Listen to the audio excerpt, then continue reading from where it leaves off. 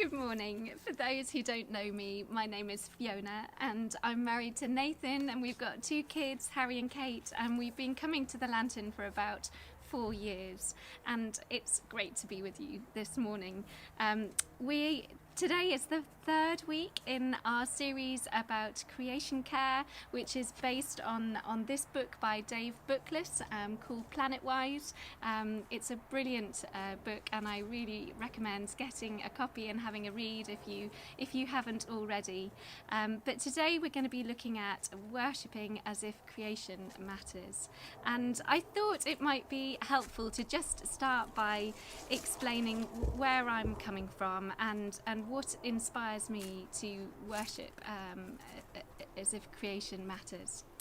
And for me, I think it boils down to the command to love the Lord your God with all your heart, all your soul, all your mind, and all your strength, and to love your neighbour as yourself.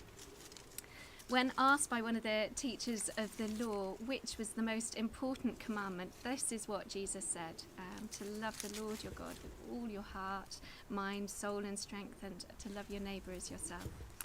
So you could question, what has this commandment got to do with looking after creation?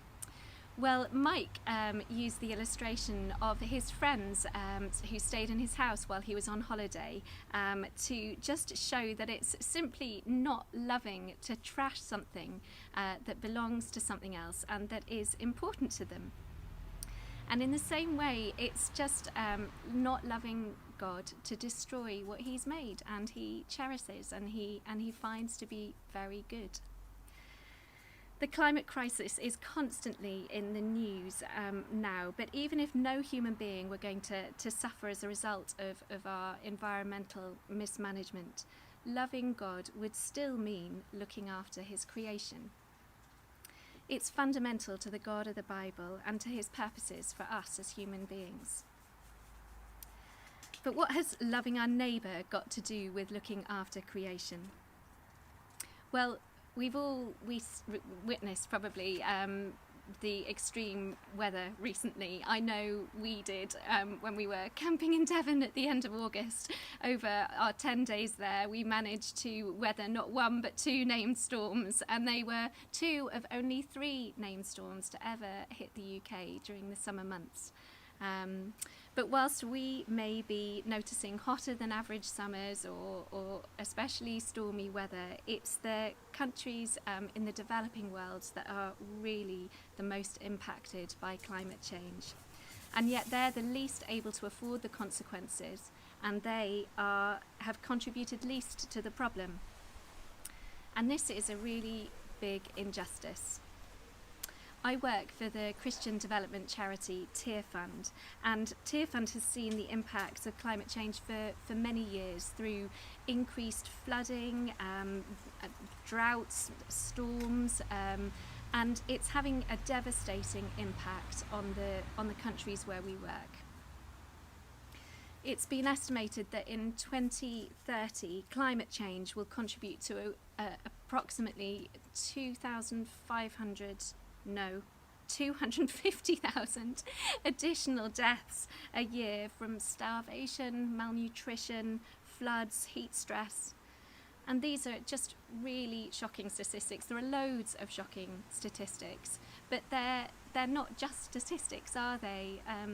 They're lives created by God and dearly loved and cherished by God. They're people that have been, each one of them, made in his image. They're our neighbours. I think Professor Singer describes it really well. He's been called one of the most influential living philosophers, but he compares failing to address climate change as us taking a bulldozer and razing the crops of a subsistence farmer in Africa to the ground. If you did that, everyone would agree it was wrong. But our contribution to climate change has the same result, he argues. The fact that the cause is invisible gases and that the effect might be felt over the other side of the world or sometime in the future doesn't allow each and every one of us to escape the moral obligation to act. Because our right to freedom of action doesn't extend to harming others. But that's exactly what's happening at the moment. Romans 13 verse 10 says, "Love does no harm to its neighbour."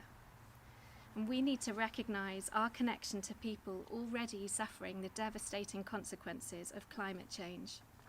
It's not irrelevant or incidental to the Christian faith. It's not about jumping on a green bandwagon. It lies right at the heart of loving God and loving our neighbour. And we need to demonstrate our love by taking action to tackle the problem. Throughout the Bible, we're called to stand against injustice, because love and justice are two sides of the same coin, aren't they? Love without justice becomes toleration of evil, and that's not loving, because people suffer as a result of it. Proverbs 31 verse 8 and 9 says, "Speak up for those who cannot speak for themselves. Ensure justice for those being crushed. Yes, speak up for the poor and helpless and see that they get justice." Jesus, as the prophets before him, launches stinging attacks on hypocrites whose lifestyles deny their beliefs. I don't know if any of you are following the Lectio 365 Bible readings at the moment, but this week the focus has been on justice, and one of the readings from earlier in the week was this from Isaiah 1 verse 15 to 18. "When you spread out your hands, I will hide my eyes from you. Even though you make many prayers, I will not listen. Your hands are full of blood. Wash yourselves, make yourselves clean. Remove the evil of your deeds from before my eyes. Cease to do evil. Learn to do good. Seek justice. Correct oppression. Bring justice to the fatherless. Plead the widow's cause." Well, I don't know about you, but I find that immensely challenging and very sobering. Now, these verses are followed by the reassurance that God will forgive me if I will just turn away from injustice. But I'm left in no doubt how central pursuing justice is to God. There are many, many other examples of these verses throughout the prophets, and today's reading on Lectio 365 was another example I could have used. And Jesus himself said in Matthew 23:23, "Woe to you, teachers of the law and Pharisees, you hypocrites! You give 1/10 of your spices, mint, dill, and cumin, but you've neglected the more important matters of the law, justice, mercy, and faithfulness. You should have practiced the latter without neglecting the former." It's really challenging, isn't it? And I can really relate to what the author Mark Twain said. It isn't the bits of the Bible that I can't understand that bother me, it's the parts that I do understand. With regards to caring for the environment, the fact that each one of us only plays the tiniest part in the problem doesn't make any jot of difference. The obligation for us all to act and speak up in seeking justice remains and is core to living lives of worship. And so we come to worship. What is worship? Well, Paul, in his letter to the Romans, describes what our spiritual act of worship should look like. In chapter 12, verses 1 and 2, it reads, "Therefore I urge you, brothers, in view of God's mercy, to offer your bodies as living sacrifices, holy and pleasing to God. This is your spiritual act of worship. Do not conform any longer to the pattern of this world, but be transformed by the renewing of your mind." So worship is about our whole lives, offering our bodies as living sacrifices. It's the purpose of our being. The author Tim Keller describes these verses as a summary of the whole Christian life in response to our salvation in Jesus. And I love the Message version too. It reads, "So here's what I want you to do, God helping you. Take your everyday, ordinary life, your sleeping, eating, going to work, and walking around life, and place it before God as an offering. Embracing what God does for you is the best thing you can do for him. Don't become so well adjusted to your culture that you fit into it without even thinking. Instead, fix your attention on God. You'll be changed from the inside out. Readily recognize what he wants from you and quickly respond to it. Unlike the culture around you, always dragging you down to its level of immaturity, God brings out the best in you, develops well-formed maturity in you. I love that version because it gives meaning to my every action. It gives purpose to my every day. Every choice I make, I can offer. I can place as an offering before God. And there's an exhortation in there to not become so well adjusted to our culture that we fit into it without even thinking. Paul recognizes how easy it is to be just swept along in the current of the culture around us. We look to others for guidance about how we should behave, and if they don't seem to be worrying about their travel or consumption or waste, do I really need to? We're just not getting the cues that we need from society around us, from friends or family and government and business. And it has to be said that even the established church has been really slow to find its voice on this, despite the issue being recognised as being so central to the mission of the church, that safeguarding the integrity of creation is one of the 5 marks of mission of the Anglican Communion.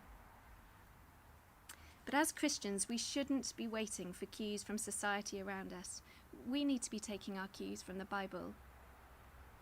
There's a famous phrase, isn't there, of being in the world but not of the world.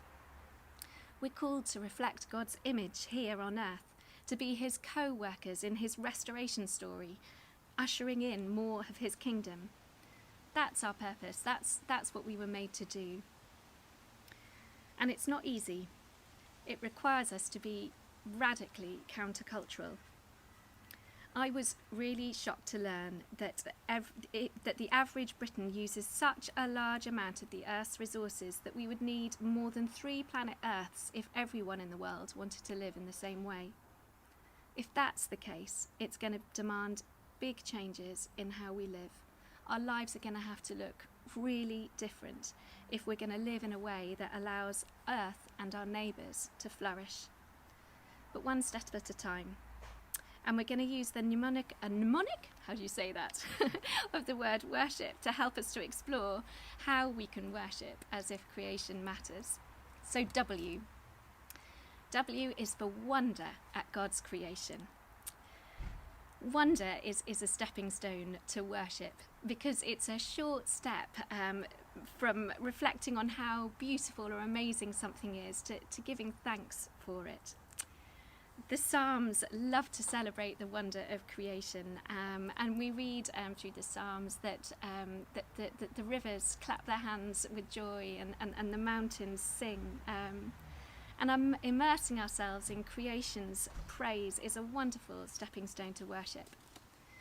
But it doesn't happen automatically. We need to seek out places where we see God's fingerprints and where we hear his voice. We need to take time to cultivate our sense of wonder. I love walking in the countryside, and as a family, we really enjoy watching nature documentaries. For everyone, it'll look different, but it's really important to invest time in seeking to wonder at God's creation. So that's the W. O now. O is for openness to God speaking through creation. In a broad sense, marvelling at creation can give us a sense of perspective, that the hugeness and majesty and powerfulness of God and our place. But God can also speak more specifically through creation. And I think there's a sense that the current pandemic is a massive wake-up call. The scientists have been clear that the coronavirus outbreak is not a natural disaster. It's our actions as humans that are ultimately behind the pandemic. It's our impact on the environment and the destruction of habitats that's said to have driven all of the most recent pandemics. The lockdown has also put a spotlight on some of the brokenness that we might have previously ignored, the huge economic and racial inequalities. And yet our interconnectedness with each other and creation has never been clearer. One cannot thrive without the other. Mike shared earlier on in lockdown that he sensed God calling us to repentance, and I've really felt that too. I think there's a really important place for actually dwelling in some of the uncomfortableness of what's been revealed, and allowing us to bring us from a place, bring us from a place of grief and lament to a place of repentance and action. There's a lovely quote from Archbishop Bukavu, who's from Uganda, and he says, "There are things that can be seen only with eyes that have cried." What could it teach us if we took time to pay attention to our pain with regards to what's going on in the natural world? So R is for rootedness in the place where God puts us. We were designed to be in relationship, not only with God, but with community and as with the natural world, the place where we live. We're very mobile these days, and even if we've lived somewhere for a while, our home might be somewhere where we just lay our head at night, between a stepping stone between the adventures of every day. But to be able to care for a place, we need to really know it. We really need to spend time putting down roots. One of the positive things about lockdown has definitely been a reignited sense of community. Without the busyness of normal life, we've invested much more time in getting to know each other and caring for each other and our surroundings. One small example is an online local nature and wildlife group that I've discovered. It might have existed before, but I didn't know about it. And recently, the group have got together to buy some wildflower seeds to plant next year. And it's really wonderful to see the local community coming together to invest in the environment and in the surroundings. But it only happens when we are rooted enough to care. So S next, Sabbath rest and recreation. I was really struck by John Mark Comer's description of Sabbath as resistance, the antidote to the restlessness generated by always needing to do more, be more, have more. Slowing down for long enough to enjoy life with God, to enjoy time together and in creation. When God created the world, he set aside a whole day just to delight in creation. He built a rhythm of rest into creation, and not just for our benefit, but for the benefit of the land and animals too. In Leviticus, when the framework is being laid down for God's people to live well in the land, the people were clearly commanded to respect their fellow creatures by sharing a time of rest, and to allow land to enjoy the Sabbath every seventh year. Maintaining Sabbath rhythms and resisting the push towards endless productivity are not only good for our health, our spiritual, mental and physical health, but they're vital for us to live at the pace of the planet. H is for hands-on involvement. God has given us his world to enjoy and look after for him. It was our first God-given task. We suffer if we spend too long from God's creation, and I've heard one author coin the phrase nature deficit disorder, which I thought was quite good. But again, one of the positives of lockdown for many has been having the time and space to enjoy the natural world, to get involved in gardening or walking, cycling in the countryside. We've absolutely loved exploring areas that we never knew existed that are just on our doorstep. And I've loved trying to grow vegetables, trying being the operative word. But it feeds our souls, doesn't it? God is relational, and he created us to relate not only to himself, but to others and to the world around us. And in doing so, we draw closer to God. For each of us, it'll look different. You know, it might be walking or cycling or bird watching or canoeing. We each need to find our own way to relate to creation, and through it to allow ourselves to be led to God in worship. So I is integration. Well, I'm going to be greedy actually. I've got two for I. Integration in all our relationships and getting informed. So firstly, integration. What do we mean by integration in all our relationships? Well, last week Jared spoke on Colossians 1 about Jesus being the one in whom all things are held together, about letting him be Lord, be the centre of every part of our lives, including how we react with creation. That's right at the heart of worship. We may believe as Christians that the earth is the Lord's and everything in it, but it's about making sure that this just doesn't get put into a box labelled faith without letting it affect our lifestyles. It's about living integrated lives, where what we believe is borne out in how we behave, lives of integrity. So the other eye, getting informed. We're really separated from the source of most of what we consume these days. We don't know where most of the things come from, how they were made, and we definitely don't have any relationship with the people that made them. And that separation saves us from some uncomfortable truths, and it means we're unaware of the supply chains that we're supporting. But does this lack of awareness make it acceptable? I don't think it does. We need to try and find out, to get informed, to recognise our connections to the systems that exploit people and the planet. Or simpler still, buy local from producers who you do know and you're confident can stand over how their produce is made or farmed. And finally, P for prayer. The Lord's Prayer teaches us to pray for God's kingdom and will to be done on earth as it is in heaven. Earth is not just the sort of scene, the theatrical backdrop to the human story. It's an integral part of the story itself. So are we praying about the earth or just about people? And when we see pictures of ice caps melting or forests on fire or creatures on the brink of extinction, are we weeping with God's Spirit at the groaning of creation? Are we pleading for his mercy?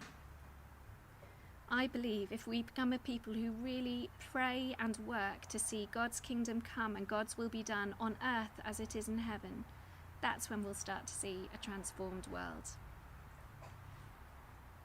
So to conclude, worship is about our whole lives. It's living lives with Jesus at the centre, totally surrendered to him.